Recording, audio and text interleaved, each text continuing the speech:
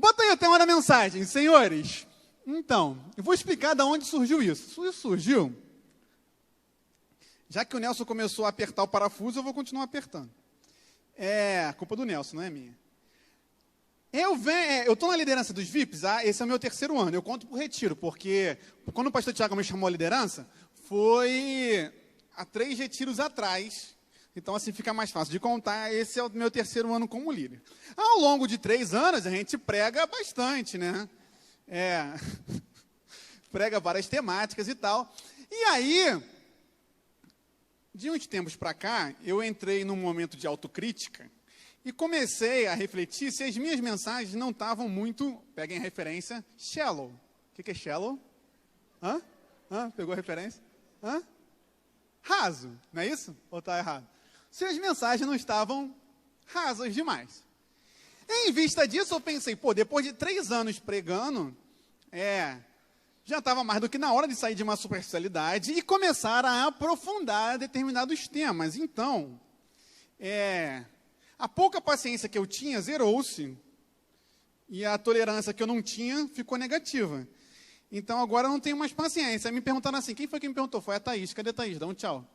A Thaís falou assim, mas por que você não tem paciência? Eu respondi para ela, porque o diabo não tem paciência para ficar esperando a gente. Então, eu não tenho que ter paciência. De modo tal que o objetivo dessa mensagem é a gente começar alguns aprofundamentos. Não é à toa, bota aí o texto da abertura de Efésios. Que a gente começou abrindo eita Jesus, esse culto, bota o versículo 12. No qual diz, com vistas ao aperfeiçoamento dos santos para o desempenho do seu serviço. Deixa aí, para a edificação do corpo de Cristo. Então, Efésios tem mais de 2000 anos. Ele já falava para nós nos aperfeiçoarmos para desempenho do serviço e edificação do corpo. Versículo 13. Até que todos, inclui você, inclui a mim, todos, cheguemos à unidade da fé e do pleno conhecimento do Filho de Deus, a perfeita varonilidade, ou seja, a condição de varão perfeito, à medida, deixa aí, da estatura da plenitude de Cristo. Olha aonde a gente tem que chegar. A unidade da fé, o pleno conhecimento de Deus, a estatura de varão perfeito, mas qual é a medida disso? Da estatura de plenitude de Cristo. Versículo 14. Para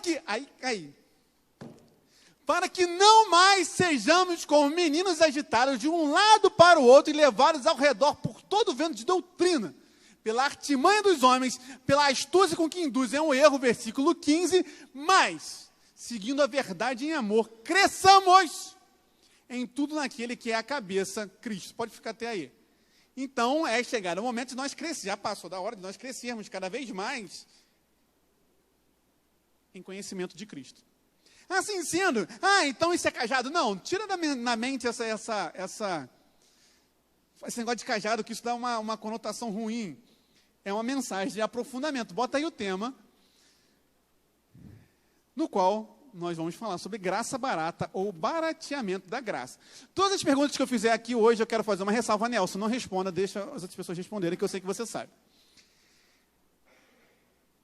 O que é graça barata? Ora, existe uma exigência lógica na pergunta do que é graça barata. Qual é essa exigência? É que, já que estou falando sobre graça barata, infere-se que eu tenho que saber primeiro o que é graça. O que é graça? Favor imerecido. Tá, isso aí, se eu perguntar na rua, a pessoa sabe. E aí? O que é graça? Ora, para a gente começar a caminhar do que é graça, é melhor a gente fazer uma comparação com graça e misericórdia. Logo eu trago a pergunta para vocês, que eu andei fazendo aí no começo do culto, e ninguém soube. Vocês já souberam a resposta? Sabe? Então tá bom. Ninguém soube me responder o que é graça, o que é misericórdia. Primeira pergunta, existe diferença entre graça e misericórdia? Sim ou não? Sim. Quem acha que não tem? Pode levantar a mão e falar. Tá bom, todo mundo acha que tem. Qual é a diferença de graça e misericórdia? E aí? Thaís, você que falou que sabe responder. Eu perguntei se vocês sabiam, você falou que sabia, está pedindo para responder. Sabe ou não sabe? Qual é a diferença?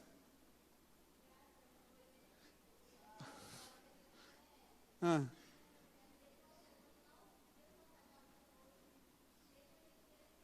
É isso, não é? Quem dá mais, quem dá menos? Maicon, o que é graça, o que é misericórdia? Não sabe? Não sabe.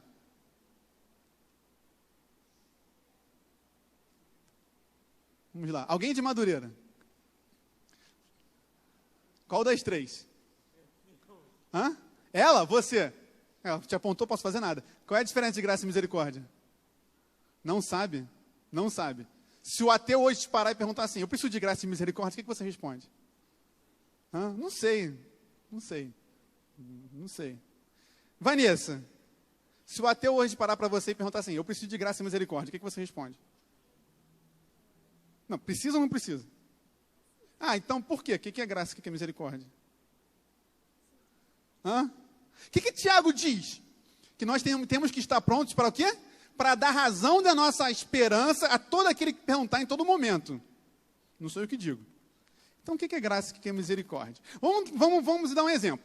Eu roubo um carro.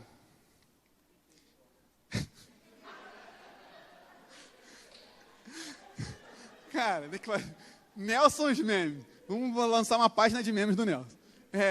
Eu roubo um carro. Aí eu sou condenado, sei lá, 6 anos de cadeia.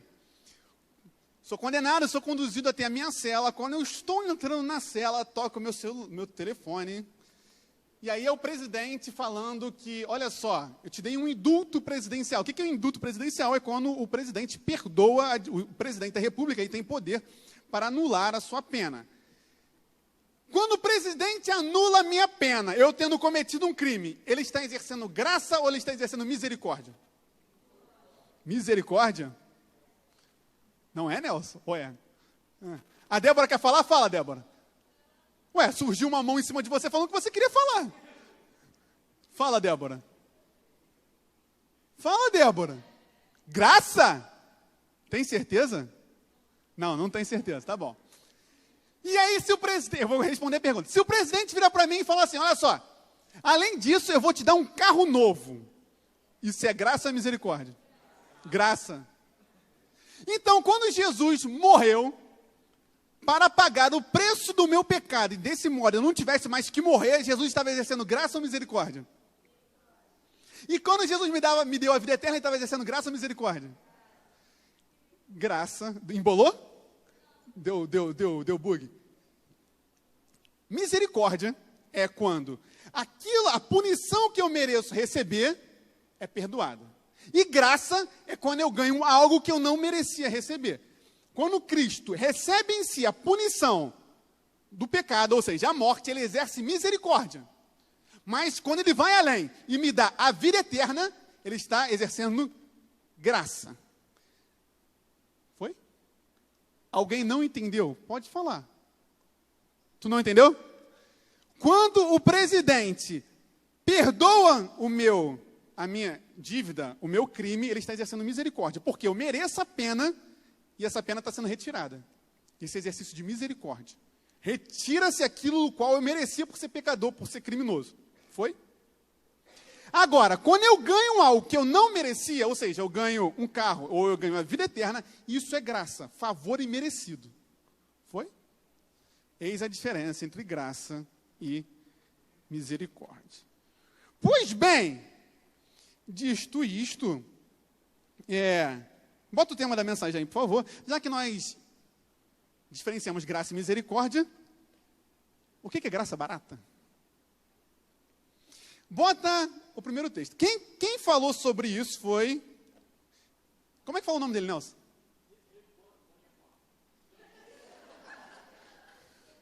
Então, foi ele... Calma aí. Qual é o nome dele? Dietrich Bonhoeffer. Eu nem vou ousar tentar falar isso. Ele que cunhou esse termo nesse livro aqui, discipulado. Ora, então, graça barata tem a ver com discipulado. Bota aí. Ele diz o seguinte. Vamos com calma, não pula não. Esse aí é o primeiro, né? A graça barata é a inimiga mortal de nossa igreja. A nossa luta trava-se hoje em torno da graça preciosa. A graça barata é a inimiga mortal de nossa igreja. a nossa luta trava-se hoje em torno da graça preciosa. Qual é a inimiga mortal da igreja? Pergunta para ver se vocês entendem. Pergunta de Enem. Então, a graça barata é a inimiga mortal da nossa igreja. É uma frase forte.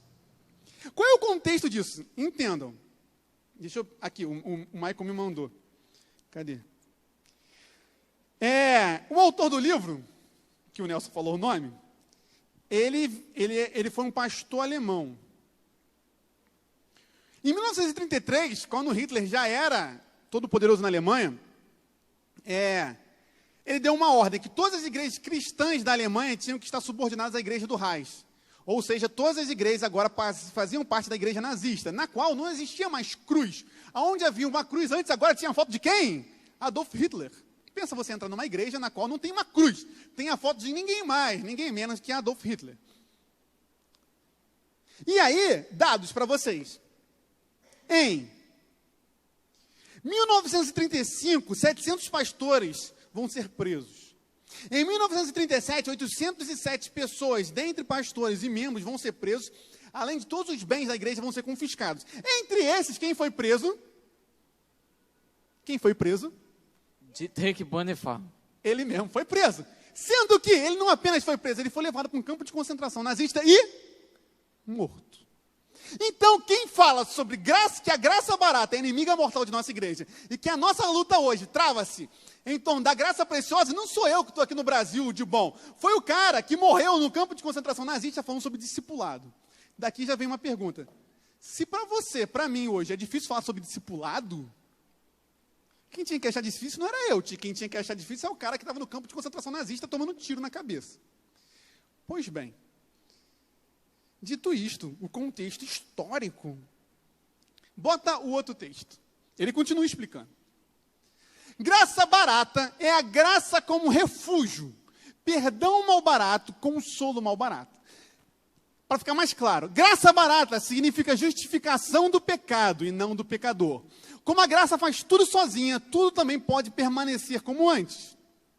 Viva, pois, o crente como vive o mundo. Coloque-se em tudo em pé de igualdade com o mundo e não se atreva, sob pena de ser acusado de heresia entusiasta, a ter sob a graça uma vida diferente de que tinha sob pecado.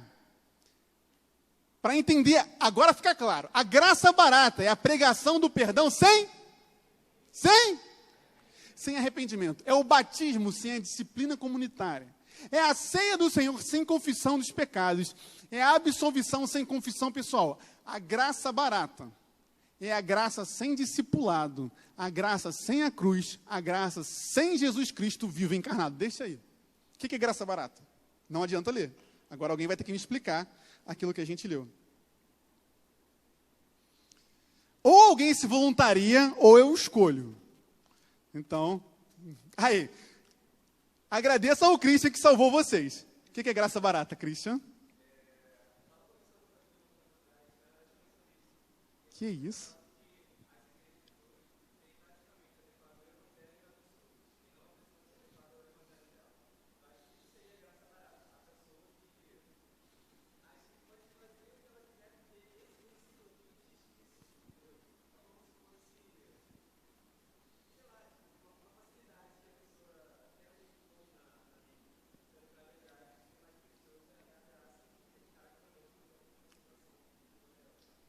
A pessoa deturpa o texto, assim, vai deturpando, pega o ferro.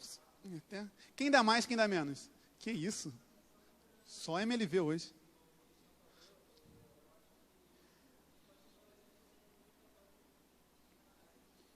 Sim.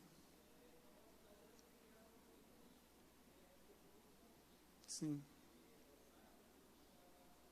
Sim. A graça barata, gente, assim, no português claro, Deus me ama. Sim, ama. Logo, faço o que eu quiser. Ah, Deus vai me perdoar. Pergunta para ele, não para mim, não sou Deus. Deus vai me perdoar, então eu posso... O conceito extremo de graça barata, eu não vou aprofundar isso agora, só vou soltar para ficar com minhoca na cabeça de vocês, depois a gente discutir. Se tiver alguém aqui que seja dessa doutrina, relaxa, depois a gente discute. Aquela questão de uma vez salvo, salvo para sempre. Isso é graça barata. Conquanto eles consigam justificar isso de outra maneira, não é bem assim. É justamente você pegar o amor de Deus e no amor de Deus, em cima do que o Cristian falou, justificar tudo aquilo que você fizer. Deus é amor, então eu posso amar meu semelhante de gênero. Olha, ficou bonita essa frase para não falar assim, você que é gay. Então, mas pode, no português claro é isso. Né? No português claro é isso. Linguagem de hoje. É por isso que você vê gente, em nome do amor de Deus, fazendo loucuras. As cruzadas foram em nome do amor de Deus. Nego saía entrando nas vilas e matava todo mundo. Na época lá da Jerusalém antiga, lá com Saladino. Os Mohammed da vida aí que se explodem em nome do amor de Deus. Isso é graça barata. É achar que a graça justifica o pecado e não o pecador. Já que é aprofundamento, vamos aprofundar. Se vocês não souberem isso, eu estou com o microfone, o que é justificação? Olha só, vou ser sincero com você, se você não sabe isso, você não podia ter se batizado, mas então é bom que você responda certo, o que é justificação? Porque só faz sentido se batizar se você sabe o que é justificação. O que é justificação? Eu vou responder, para a gente não criar constrangimentos. Deus é santo e justo. Aquilo que é pecado não pode habitar na santidade de Deus. Ora, se eu sou pecador, eu posso habitar na santidade de Deus? Não. Logo, era necessário que eu queimasse no fogo do inferno com o tridente do diabo enfiado em meu fígado, que nem aquele cara lá da mitologia grega, sabe? Que ele fica pendurado. Aí, qual é o nome dele? Vocês que sabem das coisas. E aí vem o corvo, come o fígado dele. Desculpa, meu fígado, o pessoal aí, os universitários de medicina estão reclamando que eu botei a mão no baço. Tá bom, o meu fígado, que está aqui, desculpa, universitários, meu fígado, aquele cara que vinha lá, o corvo, e comia o fígado dele. Pronto, corrigindo. Mas, Deus também é amor.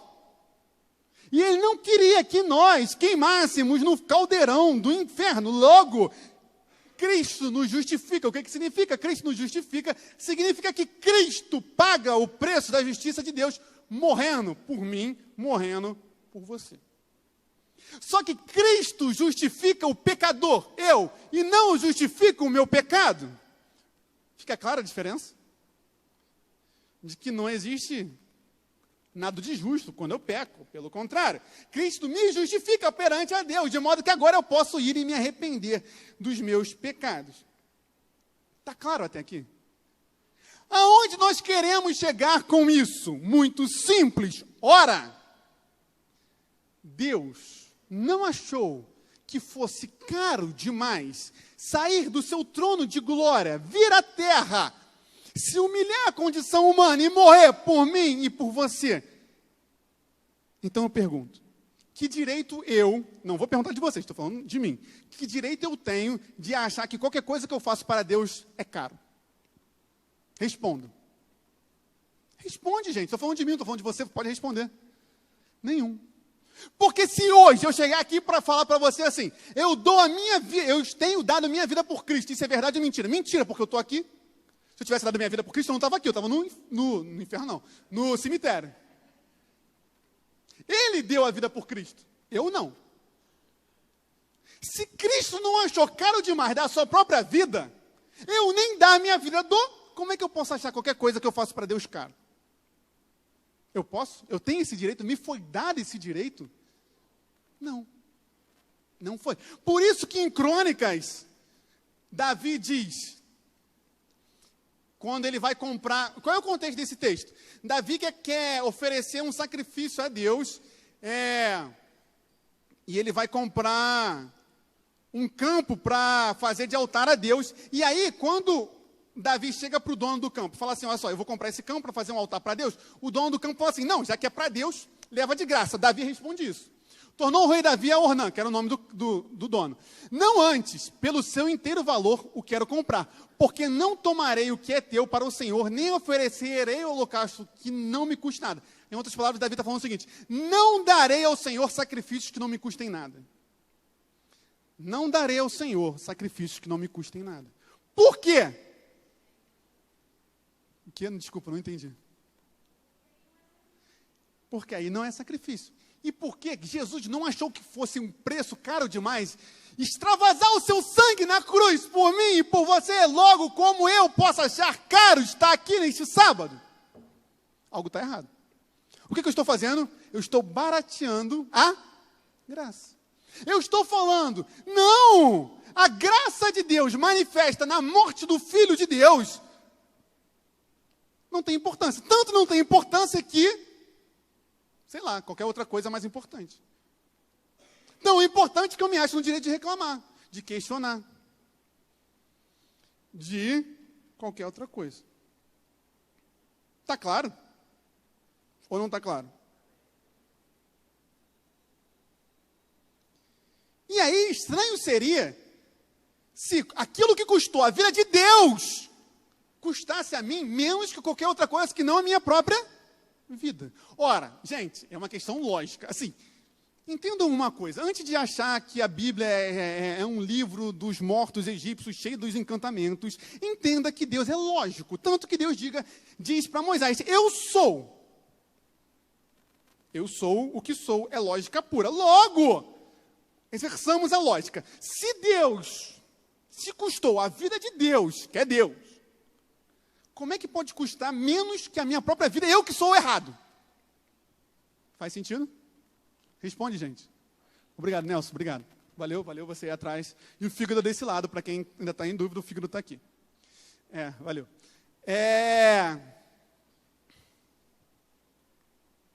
Como pode custar menos? Porque, veja bem, custou a vida de Deus, Deus sendo inocente, no sentido de que Deus não tinha pecado. Se custa a minha vida e eu fosse para o inferno, estava justo. Por quê? Porque eu sou pecador. Estou falando de mim, não estou falando de você não. Se você não é pecador, glória a Deus. Mas estou falando de mim.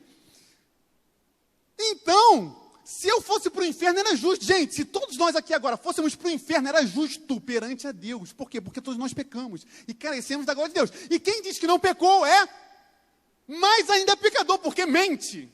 Não sou eu que digo, está escrito. Portanto,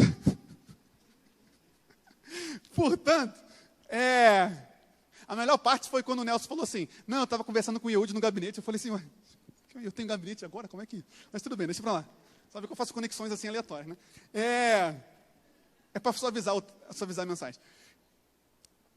Ora, se é justo que eu vá para o inferno, eu não vou por misericórdia, e Deus ainda me dá graça, a ponto de eu ir para a glória. Quando eu acho que qualquer coisa aqui é cara, eu estou falando o seguinte, Deus, a tua graça não vale nada para mim. Continua, bota o meu outro texto, por favor. E o que é a graça preciosa, então? A graça preciosa é o tesouro oculto no campo, por amor do qual o ser humano sai e vende com alegria tudo quanto tem. Vende com alegria. Porque quem serve a Deus sem alegria está errado. A pérola preciosa, para cuja aquisição o comerciante se desfaz de todos os seus bens. O senhorio régio de Cristo. O que é senhorio régio? O senhorio real de Cristo como rei, por amor do qual o ser humano... Aí, ainda bem que não foi eu que escrevi, né? Foi o cara que morreu no campo de concentração nazista, senão vocês iam falar que eu era hipócrita. Por amor do qual o ser humano arranca o olho que o faz tropeçar. O chamado de Jesus Cristo, pelo qual o discípulo larga as suas redes e o segue. Continua. Essa graça é preciosa. Aí, o cara é sinistro. Essa graça é preciosa porque chama ao discipulado. E é graça por chamar ao discipulado de Jesus Cristo. É preciosa por custar a vida ao ser humano. E é graça por assim lhe dar a vida. Isso é fantástico. Olha, vou ler de novo, eu fico empolgado. É preciosa por custar a vida do ser humano. Porque aquilo que custa a minha vida tem que ser caro, gente. É óbvio. Qual é o meu maior bem? É minha vida. Por isso que ela é preciosa. Mas por que é graça? Porque ao abrir a mão da minha vida, eu ganho vida. É preciosa por condenar o pecado. E é graça por justificar o pecador. Essa graça é sobretudo preciosa por ter sido preciosa para Deus. Por ter custado a Deus a vida do seu filho. Vocês foram comprados por preço de sangue, né? É o que está escrito. E porque não pode ser... Aí, agora. e porque não pode ser barato para nós aquilo que custou caro para Deus. A graça é preciosa, sobretudo porque Deus não achou que seu Filho fosse preço demasiado caro para pagar pela nossa vida. Antes, deu por nós. A graça preciosa é a encarnação de Deus. Deu para entender o que é graça preciosa? Ou ficou mais ou menos? Pode falar, gente. Sim. Sim. Sim. Sim. A graça preciosa, ela vale tudo, sabe? Vocês entendem? Entendem? Fala quem entende que é o tempo de eu botar água na boca e engolir, valeu.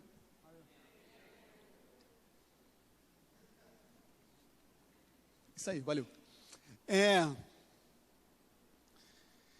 Eu gosto demais daquilo. E porque não pode ser barato para nós aquilo que custou caro para Deus. Porque Deus não achou que seu Filho fosse preço demasiado caro para pagar pela nossa vida. E aí, gente, sério, como é que a gente pode achar alguma coisa cara? Como é que eu posso achar ensaiar caro? Como é que eu posso achar ler a Bíblia caro? Como é que eu posso achar estar aqui hoje caro? Eu estava refletindo sobre isso. Teve um dia desse, caraca, eu estava muito cansado. Não pode falar caraca na pregação, não fala em caraca na pregação, não pode. Caramba, eu estava muito cansado. Pronto, reformulando. Aí eu falei assim, eu não vou na igreja. Aí na hora, sabe que... o Espírito Santo tem dia que está empolgado, né? Aí a gente pensa o negócio e já vem assim, plá! Né? Aí eu falei assim, estou cansado, não vou para a igreja. Aí veio aquela voz assim, meu filho, eu me cansei de carregar a sua cruz. Aí eu, realmente. Eu desci na cruz quando estava cansado. Aí eu falei, retiro o que eu disse e vim alegremente para a casa do Senhor. Né? Mas é sério essa pergunta. Às vezes a gente está cansado, e eu não nego isso. Porque domingo para crente, irmão, domingo para crente é chicote de fogo. Né? Agora, será que o meu cansaço do domingo se compara ao cansaço do Filho de Deus carregando o meu pecado? Porque se não se compara, e se Cristo não parou, em nenhum momento, em sua subida para Jerusalém, eu tenho o direito de parar, gente. Assim, eu falei, isso não é cajado, isso é uma conversa, séria, sincera. A gente tem direito de parar? Não temos. Porque se Jesus tivesse parado, ele tinha razão, porque ele não tinha que ter carregado cruz de ninguém. Mas mesmo não tendo que carregar a cruz, deixa eu chegar esse troço para trás, que eu fico, não sei se eu passo por trás, na frente. Mas mesmo não tendo que carregar a cruz de ninguém, ele carregou a cruz até o fim. A haste horizontal da cruz que Cristo carregou tinha em torno de 25 a 30 quilos, ele carregou isso por uns 3 quilômetros, subindo, porque Jerusalém era uma subida, sendo cuspido e chicoteado, e ele não se cansou e carregou até o fim. Nenhum de nós carregamos cruz, nem somos chicoteados, nem somos cuspidos. E, sinceramente, a gente tem como se cansar? A gente tem como achar que é caro? Se Cristo não achou caro, quando a gente acha que é caro, quando a gente reclama, quando a gente faz cara feia, não precisa nem reclamar verbalmente, mas quando a gente faz cara feia, afinal, quem é que sonda mentes e corações? Eu posso estar com a melhor cara aqui do mundo que está com o coração cheio de ácido. Quando a gente está com o coração fechado, quando a gente está de alma feia para Cristo, o que a gente está fazendo? A gente está barateando a graça. Falando que a graça do Senhor vale o quê? Um prato de lentilhas. Que a graça do Senhor vale o quê? 30 moedas de prata. Já falei aqui, por que Jesus foi comprado por 30 moedas de prata, vendido por 30 moedas de prata? Porque 30 moedas de prata era o preço de um escravo. Foi 30? Eu falei errado? Foi 30, né? Ah, tá, que vocês olharam com uma cara. Falei, ué. Quando eu reclamo do ensaio, quando eu faço cara feia para o ensaio, eu estou falando que a graça do Senhor vale o preço de um escravo. Porque o escravo eu faço o que eu quiser. Se eu quiser dar um chute no escravo, eu dou, já que o escravo é propriedade. E aí, eu fico pensando que quem escreveu sobre isso tudo está numa câmara de gás nazista, e a gente está aqui no Brasil.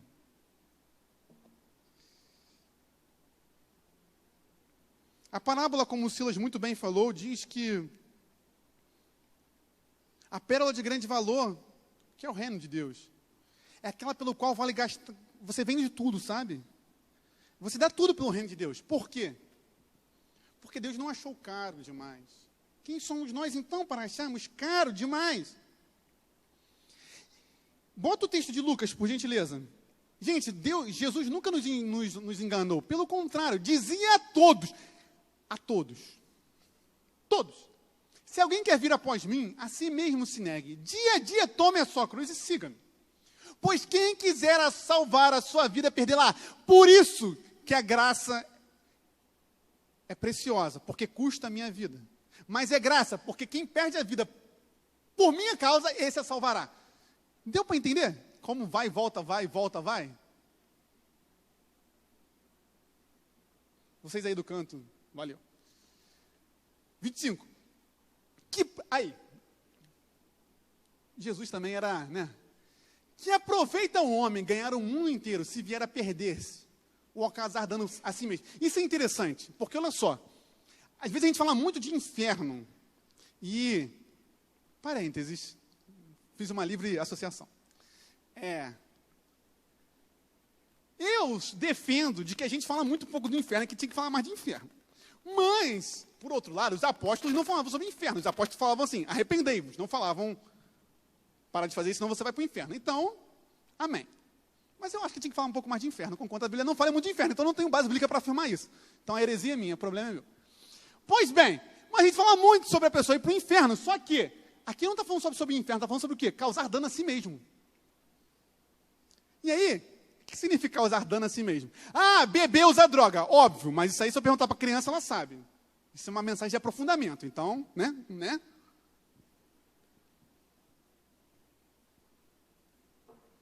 Mas quando a gente confia em qualquer coisa que não seja Deus, eu estou causando um dano em mim mesmo. Por quê? Maldito homem confia no homem.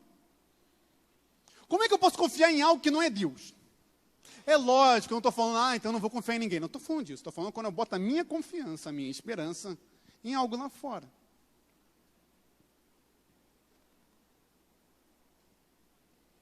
Quando eu não venho para a presença de Deus, o que eu estou fazendo? Causando dano a mim mesmo. Porque é impossível que haja qualquer coisa que não seja dano longe da presença de Deus. Fez sentido essa frase? Ou eu me contradisse? Ah, tá. Eu pensei que eu tivesse feito uma contradição no meio da minha frase. Mas tudo bem. E aí, gente, o que é dano a si mesmo? Isso aí, a palavra de Deus é... Sério, aí... Cara, a palavra de Deus é fantástica, porque olha só, é dano a si mesmo. Isso significa que aquilo que me faz dano pode não fazer dano ao Nelson. Mas aquilo que causa dano ao Nelson pode não fazer dano a mim. Por isso que o texto lá em Jó diz, se desvia do mal. Porque às vezes aquilo que é mal para mim não é para você, mas aquilo que é para você... Você entendeu que eu me perdi no meio do caminho? Não importa.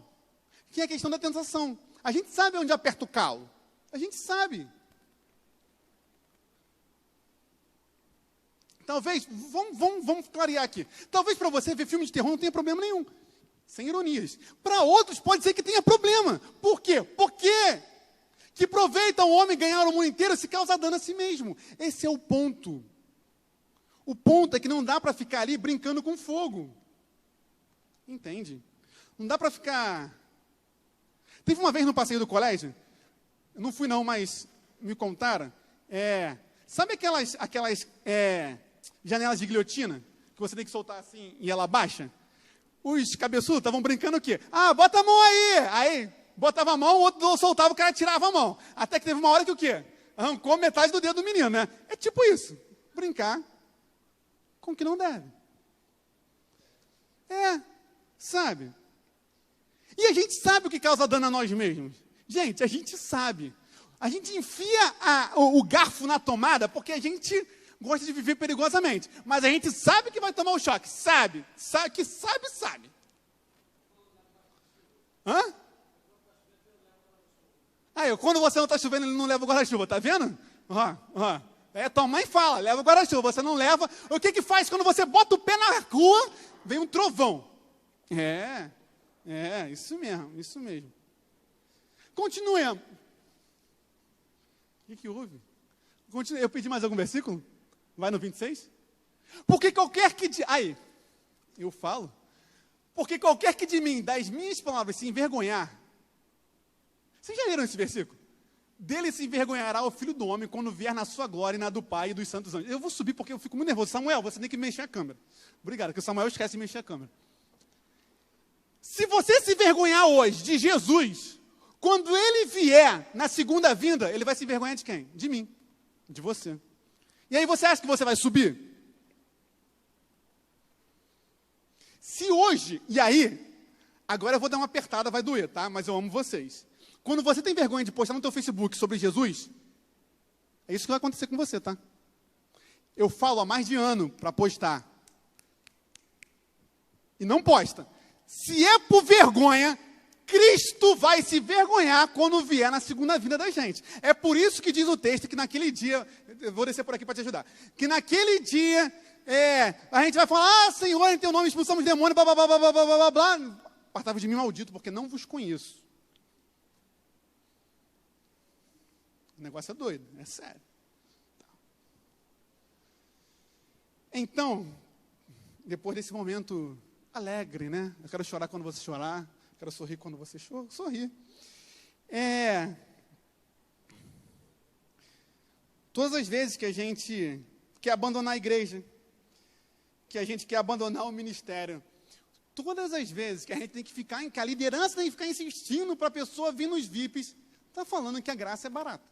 Que o sacrifício de Cristo foi barato. Aí veio aqui um refrigério aqui, agora não sei de onde veio, misericórdia, estou subindo. Deve ser o anjo batendo a asa assim para me levar, sabe? Entendeu? Irmão. Fica ligado. O anjo quase me levou no sábado passado. Hã? Aí, sério? Sabe quando, Associação Livre aqui, parênteses. Sabe quando o Jacó segurou o anjo? Eu tive que segurar minha alma aqui, que a alma começou a subir assim, eu falei, Senhor, deixa eu pregar mais uma mensagem. Aí puxei a alma de volta, a alma voltou para o corpo. Foi aqui, saindo da igreja. Mas deixa para depois eu conto esse fato, esse caos. Nelson. Caríssimos, não ir para o inferno é pouco. Não ir para o inferno é misericórdia. Não sei se ele está concordando ou se está discordando. Eu vou entender que ele está concordando, já que eu estou falando sobre a palavra. Não ir para o inferno é misericórdia. Só que Cristo foi além, ele nos deu graça. Graça é ser discípulo. Graça é vida eterna. Só que o que é vida eterna? Olha só, calma aí. Não, sabe que vai vir o texto. Calma aí, né? O Michael coçou o dedo para botar o texto. Olha só, vamos lá. Mais um momento lógico aqui da mensagem. Se não ir para o inferno é misericórdia. Só que Cristo foi além e nos deu graça para que nós tenhamos vida eterna. O que é vida eterna? Com vocês, Michael, postando lá em cima. A vida eterna é esta. Aí, que sincronizou bonito, hein? A vida eterna é esta. Que te conheçam a ti, o único Deus verdadeiro é Jesus Cristo a quem enviaste. Todas as vezes que você não conhece a Jesus Cristo em profundidade, você está desperdiçando a graça. Está barateando ela. Por isso que eu falei que a gente precisa de aprofundamento. Por quê? Porque, irmãos, eu não posso ser o mesmo. Eu estou há 25 anos na igreja. Eu não posso saber a mesma coisa. Apenas. Caramba, como é que eu não evoluí em 25 anos? Eu tomo leite, pelo amor de Deus. Se você com 25 anos tomasse o leite da tua mãe, você estava morto. Sim, concordam, universitários? Universitários concordam. Você também, é? Que isso, valeu. Nelson concordou. Isso aí, Lê. É isso aí, Nelson. Isso aí. O Nelson concorda. O Nelson concordou, então tá certo. Agora, como é possível que a gente que está na igreja há 300 anos, 300 retiros, 300 VIPs, a gente não come comida sólida? Vocês entendem? A gente está barateando a graça. Isso é muito grave. Por isso que eu tenho algumas implicâncias. Muitas. Eu sou uma pessoa meio implicante. Né? Você concorda, Cristian, com essa afirmativa? Obrigado pela sua sinceridade de coração. Eu tenho implicação com gerúndio. Por quê? Vou explicar para vocês. Não tem implicação com gerúndio na música. Porque eu entendo a liberdade poética. Eu escrevo musical, gente. Eu entendo liberdade poética, ok. Mas eu tenho implicação no gerúndio da pregação. Do tipo, Deus está levantando uma geração. Meu irmão, Deus não está levantando geração nenhuma. Deus já levantou uma geração há 300 anos atrás. A questão não é essa. Tinham uns 4 milhões de hebreus no Egito. Deus levanta os 4 milhões por mão forte e fala, vai para a terra de Canaã. Quantos entraram? Quantos? Deixe só 2. Por quê? Porque não adianta Deus levantar uma geração se a gente não for discípulo. É simples. As coisas são simples, entende? Isso não é crítica à música não, como eu falei, tá? Música, licença poética, amém, glória a Deus. Na pregação eu tenho implicância. Mas eu tenho implicância com tudo. Tenho implicância com vocês? Fazer o quê? Portanto, Deus não está levantando uma geração para mudar o Brasil. Deus já levantou. A questão é, vai ser eu, vai ser você? Nós seremos Josué e Caleb. Lembra daquele texto polêmico de Josué e Caleb? Vocês lembram? Do Facebook, que deu maior quebra-pau? Lembra não? Que eu postei. Parênteses. Eu postei um texto aí tem uns 2 anos atrás, falando assim, nós somos a geração de Josué. Foi um culto lá atrás. Que soberbo! Como é que você é a geração de Josué? Aí eu tive que responder, né? Meu irmão, se você não é geração de Josué, o problema é teu. Eu falo da minha liderança. Vai encher o saco na igreja dos outros? Que palhaçada. Vem na minha postagem comentar. Eu só estou falando o que é porque é.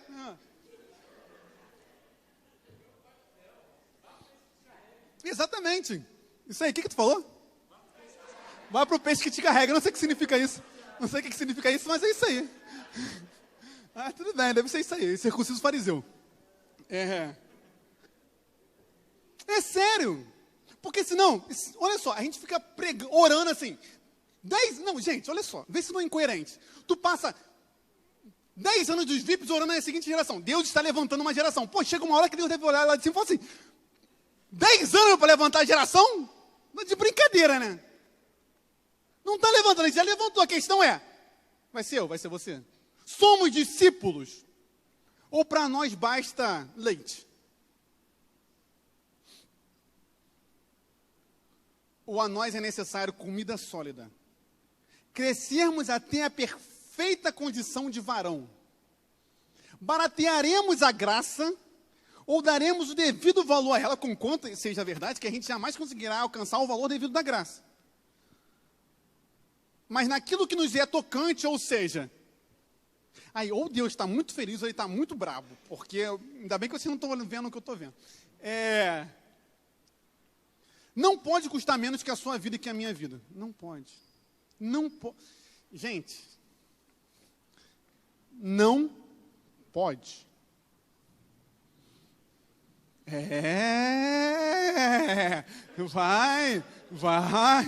Vai brincando.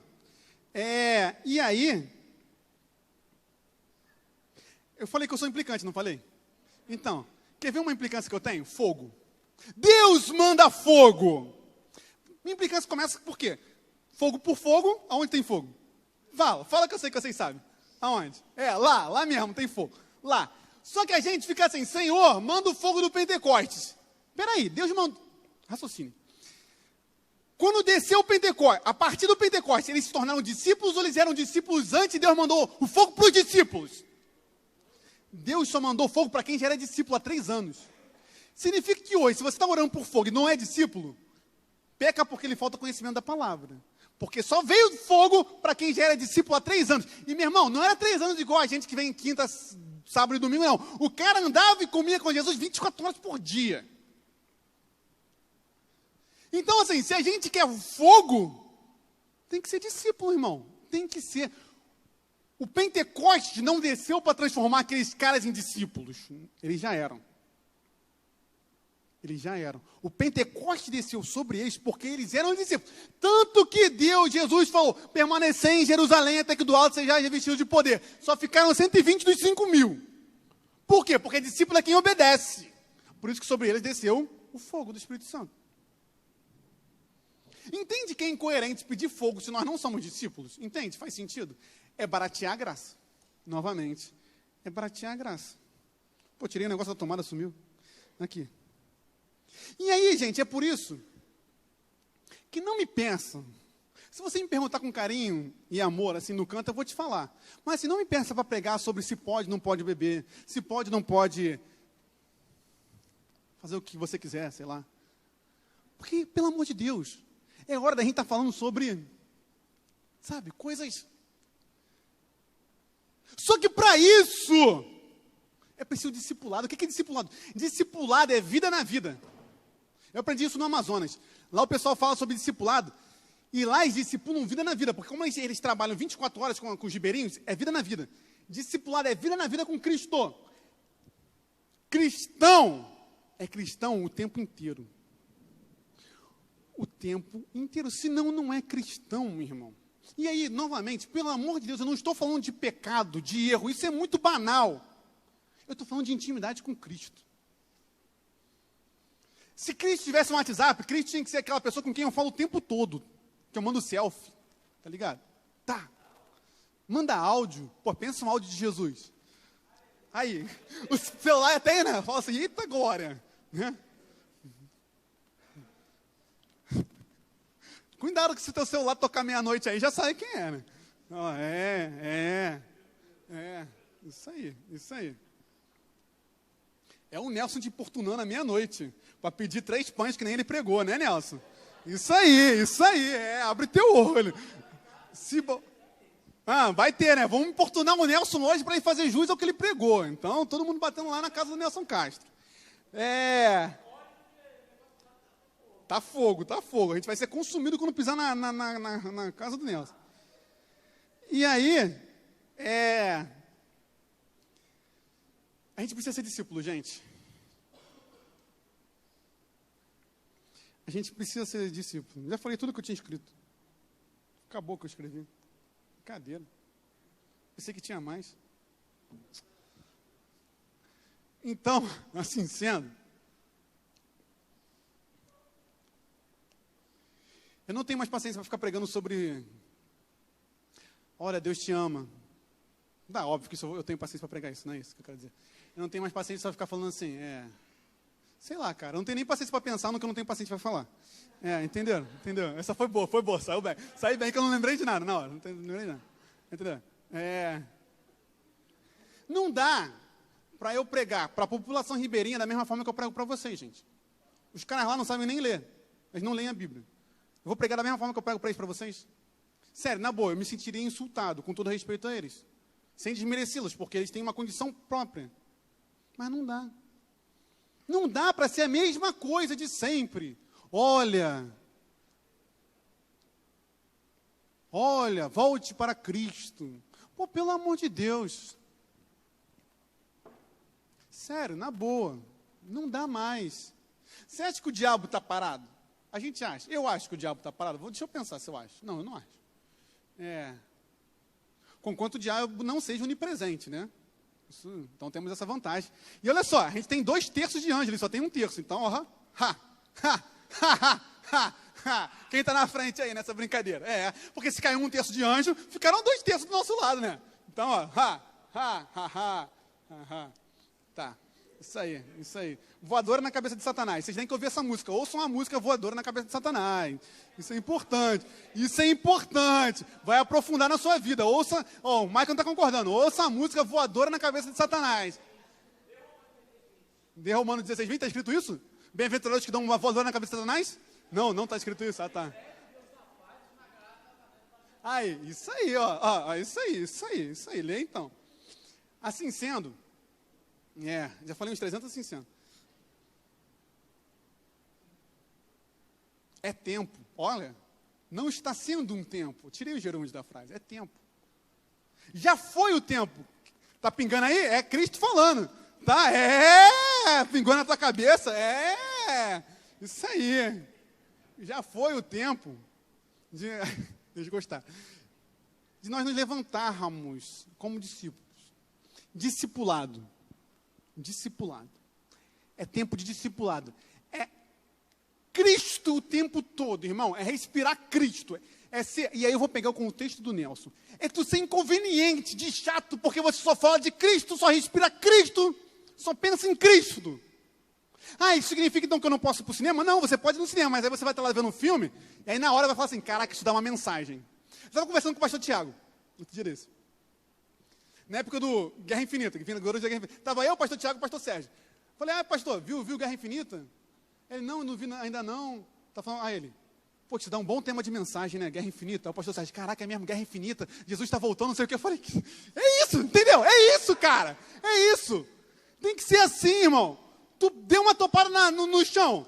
Aí, em vez de tu xingar, tu já pensa o quê? A pedra que os construtores rejeitaram, essa veio ser angular. Pô, já vem a mensagem. Entendeu? Tem que ser assim. É discipulado, é viver Cristo o tempo todo. Senão não vai ter fogo nunca. Não vai ter fogo nunca, meu irmão. Se os discípulos tiveram que esperar 3 anos vivendo com Cristo, imagina a gente que não vive com Cristo. Carne. Não vai ter.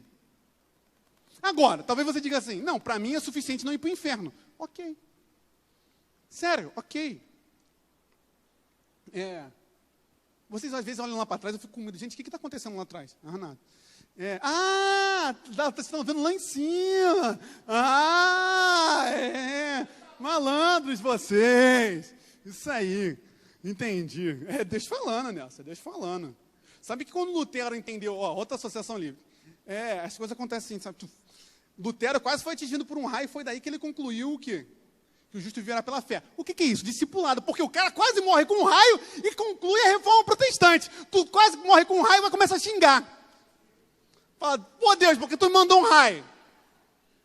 Entendeu a diferença? Discipulado. Eu não estou falando para você ser alienígena, não. Deixa isso comigo, entendeu? Eu sou aquela pessoa que se veste de vaca para ser abduzida. Entendeu? Se você nunca fez isso, o problema é seu. Entendeu? Mas quando eu não aparecer mais aqui, é porque eu já não estou mais aqui. Foi arrebatado? Exatamente, ele foi para outro lugar, entendeu? Cara, aí, outra associação livre. Eu comprei um livro na Aleph. Vocês conhecem a Aleph? É uma editora de ficção científica. Aí, quando tu compra livro online na Aleph, vem um cartãozinho. Aí estava escrito assim no cartão. Eu tirei foto disso, deixa eu encontrar isso aqui. Estava escrito assim, calma aí, deixa eu ir falando aqui para preencher o espaço enquanto eu procuro a foto. Vai meditando na palavra aí, no que foi pregada hoje. Calma aí. Deixa eu ver aqui, que eu acho que eu tenho a foto desse cartãozinho. Deixa eu ver, eu tenho que ter, gente. Isso aqui foi, assim, a palavra de Deus para a minha vida. Cadê? E olha, ele está rindo, não sei por que ele está rindo. Eu, hein? Hã? Calma aí, que eu vou achar aqui. Não, Nelson, sério, foi assim, eu falei, Senhor, obrigado, eu sabia que esse dia, aqui, missão realizada com sucesso, agradecemos por comprar o seu livro com a nave-mãe, eu falei, encontrei a nave-mãe que eu procurava, agradecemos por comprar o seu livro com a nave-mãe, agora você tem em suas mãos a oportunidade de explorar galáxias, ainda não conquistadas, futuros distópicos de outra dimensão, realidades alternativas da era robótica, independente do seu destino. Esperamos que curta a leitura e que possa passar adiante os segredos da ficção científica. E aí agora vem eles tinham que ter me avisado isso antes, eu botaram aqui no final. Só cuidado para não explodir a cabeça. Eu falei, um pouquinho tarde demais, né? Já explodiu. Então, o estudo para falar o quê? Não é para você ser bitolado, não é isso. Não é para ir para um monastério. Cristo não pede para a gente ir para um mosteiro, tanto que ele fala que depois dos apóstolos, o maior ataque contra o mundo foi Lutero ter saído do mosteiro. Depois a gente fala sobre isso. Só que você tem que respirar Cristo, você tem que viver Cristo. O tempo todo. Mas eu não estou falando que eu não vou pecar nunca mais. Lógico que não, a gente vai pecar. Mas é viver Cristo, irmão, isso é discipulado. E aí, quando a gente chegar à condição de discípulo, aí sim, esses sinais acompanharão aqueles que me seguem, está lá em Marcos. Se pegar em algo mortífero, não vai. Se for picado por cobra, não vai acontecer nada. Se beber veneno, não vai acontecer nada. Vai expelir demônio, vai orar, vai ser curado. Para quem é discípulo? Para quem é discípulo? Para quem é discípulo? Eu quero concluir dizendo que não pode ser custar barato para mim aquilo que custou caro para Cristo. Hoje, se você acha caro demais servir a Cristo, vou reformular a frase. Hoje, se eu acho caro demais servir a Cristo, tem algo de errado. Eu não sei o valor da graça. Eu não sei, isso foi uma concordância, eu não sei que a graça custou a vida do Filho de Deus. Isso não pode ser assim. É um desrespeito à santidade do Senhor eu achar que qualquer coisa. Porque nada, se Deus hoje mudar tudo e falar assim, vai todo mundo para o inferno, é justo. É justo. É justo. Mas Ele não faz e não o fará. Portanto, nada pode ser caro. Nada. E se um dia a gente tiver que dar a vida por Cristo, o cristão, ele não deseja a morte. Mas se preciso for morrer por Cristo, a gente morre. Porque o viver é Cristo e morrer é lucro, diz Paulo. E se um dia nos for dada a grandiosa glória de morrer por Cristo, como Estevão, que ao olhar para o céu, ele viu Cristo ao lado de Deus Pai, então daremos a vida com alegria, como Paulo diz, como Paulo deu. É muito interessante que Paulo fala o seguinte para Deus, linguagem de hoje: Senhor, eu queria subir, eu queria ir para o céu, mas por causa deles, deixa que eu fique um pouquinho mais. Pesado demais. Não sei se eu vou fazer essa oração por vocês não, mentira. Não sei, deixa pra lá. Não vou ter que fazer, não sou Paulo.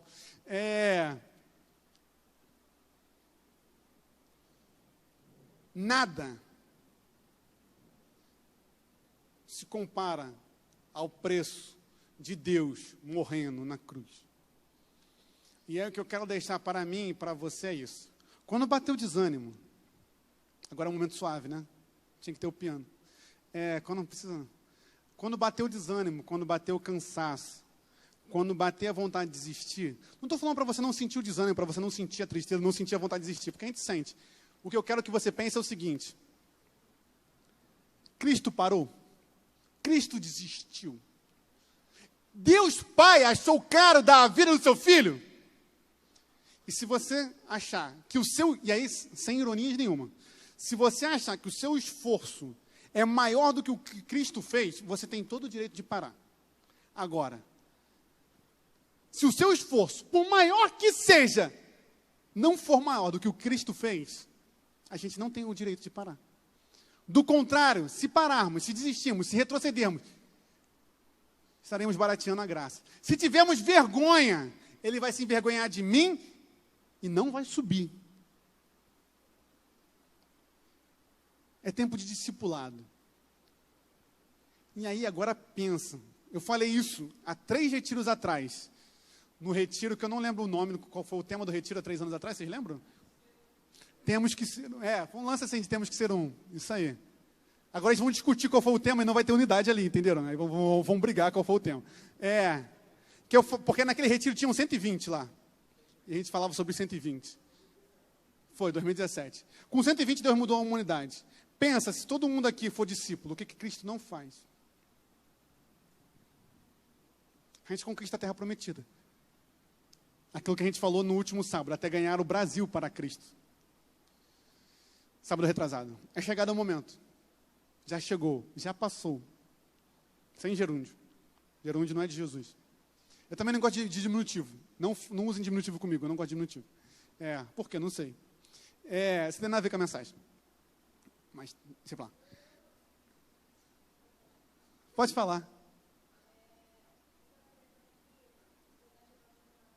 Já acabou, na verdade.